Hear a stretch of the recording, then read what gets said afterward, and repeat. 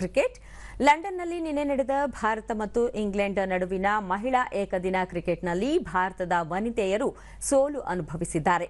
ನಿನ್ನೆ ಮಳೆಯಿಂದ ಅಡಚಣೆಯಾದ ಕಾರಣ ಎರಡನೇ ಏಕದಿನ ಪಂದ್ಯವನ್ನು ಡಕ್ವರ್ತ್ ಲೂಯಿಸ್ ನಿಯಮದ ಆಧಾರದ ಮೇಲೆ ನಿರ್ಧರಿಸಲಾಯಿತು.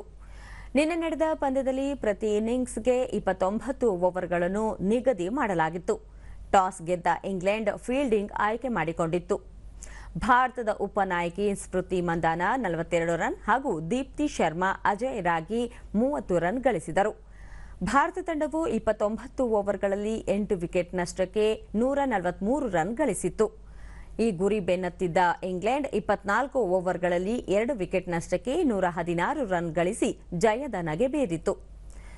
ಅಮೆಜಾನ್ಸ್ 46, ಟ್ಯಾಮಿ ಬುಮ್ಯಾಂಟ್ 34, ನಾಯಕಿ ನ್ಯಾಟ್ ಸ್ಕೀವರ್ ಬ್ರಂಟ್ 21 ರನ್ ಗಳಿಸಿದರು.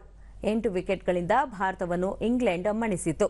ಇದರಿಂದ 3 ಪಂದ್ಯಗಳ ಸರಣಿಯಲ್ಲಿ ಉಭಯ ತಂಡಗಳು 1-1 ಅಂಕಗಳಿಂದ ಸಮಬಲ ಸಾಧಿಸಿದಂತಾಗಿದೆ.